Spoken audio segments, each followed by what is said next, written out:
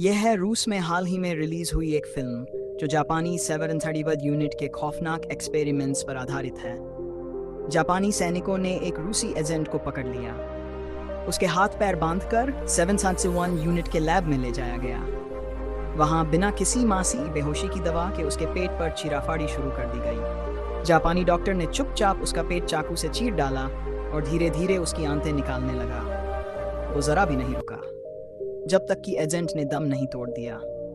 लेकिन यह सब सिर्फ अंदर की कहानी नहीं थी। बाहर खुले में भी जहर गैस के टेस्ट चल रहे थे।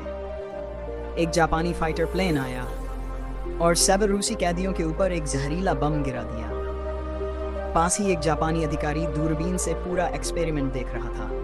गैस चारों ओर फैल चुकी थी। रूसी कैदी जान बचाने के लिए जोर लगा रहे थे। एक कैदी किसी तरह अपनी जगह से भाग निकला और एक नाले में गिर पड़ा।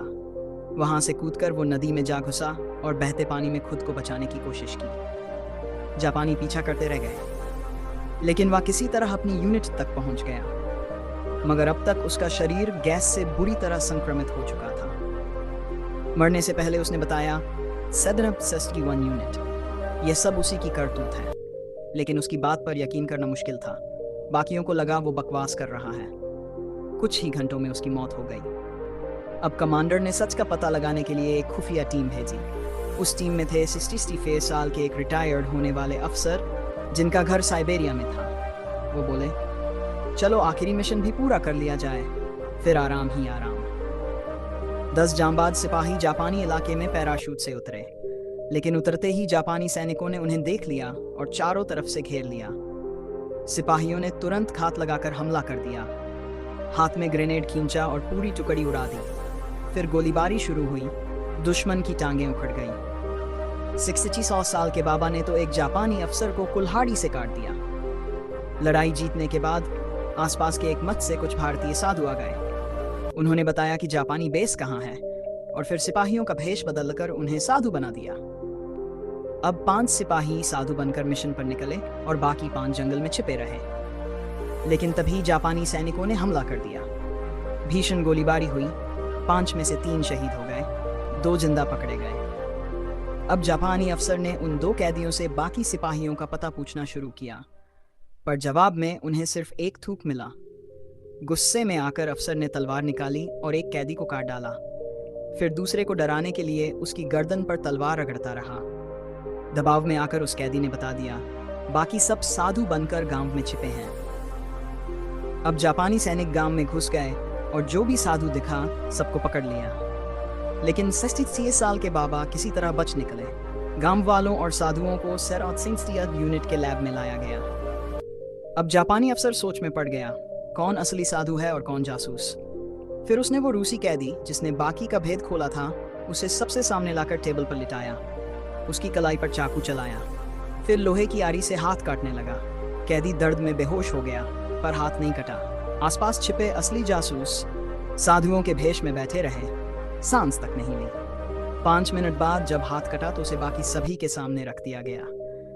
फिर भी अफसर तय नहीं कर पाया कि असली जासूस कौन है। तभी मंदिर के प्रधान पहुंचे और बोले, ये सब हमारे शिष्य हैं, और कुछ लोगों को छुड़ा कर ले गए। अब जासूसों को यकीन हो गया कि 731 यूनिट सच में है और यहाँ जैविक हथियार बन रहे हैं। उन्होंने मिट्टी के सैंपल लेकर अपने बेस भेज दिए, लेकिन सिर्फ सबूत इकट्ठा करना काफी नहीं था। अब उन्होंने ठान लिया, इस नर्क को खत्म करना ही होगा। तभी खबर मिली, जैविक हथियारों को प्लेन से मोर्चे पर भेजा जा रहा है। सिपाही हरकत में आ गए। स्नाइपर्स की मदद से पहले जापानी कमांडर को पकड़ लिया। 2 साधु वेशधारी जासूसों ने देखा अंदर टेंट में हथियार लोड हो रहे हैं। उन्होंने टेंट में घुसकर हमले की शुरुआत कर दी। कमांडर को बंदी बना लिया और उसे आगे कर बाकी सैनिकों का ध्यान भटका दिया, पर कमांडर मौके का फायदा उठाकर भाग निकला। जासूस ने गोली चलाई, पर हर बार मिस हो गई। कमांडर बच गया। बाकी सिपाही भी टकरा गए। 64 साल के बाबा ने फिर कुल्हाड़ी उठा ली। दूसरे सिपाही तेल के ड्रम खींचकर ब्लास्ट की तैयारी में लग गए। बाबा ने बम फिट कर दिया, पर एक साथी अब तक बाहर नहीं निकल पाया। गोली खत्म हो चुकी थी। फिर भी उसने चाकू से 10 जापानियों से भिड़ाई की, लेकिन अंत में वो शहीद हो गया। बाबा ने बटन दबाया, पर वायर कट चुका था। तभी एक जापानी अफसर ने मृत सिपाही की जेब से गलती से ग्रेनेड निकाल दिया। धमाका, तेल के ड्रम उड़े, पूरा लैब जलकर राख हो गया। पर अफसर अभी जिंदा था। बाबा ने उसे कुल्हाड़ी से मार दिया। फिर शुरू हुई आखिरी लड़ाई। 86 साल का योद्धा बनाम जापानी अफसर। काफी देर तक भिड़ंत चली। बाबा बार बार गिरते पर उठते रहे। फिर लकड़ी का डंडा उठाकर उन्होंने एक वार में अफसर को ढेर कर दिया। और इसी तरह बाबा ने वूनी का सबसे खौफनाक बेस खत्म कर दिया और अपने साइबेरिया लौटकर सदा के लिए शांत हो गए। एक कुल्हाड़ी ने खत्म किया जापान का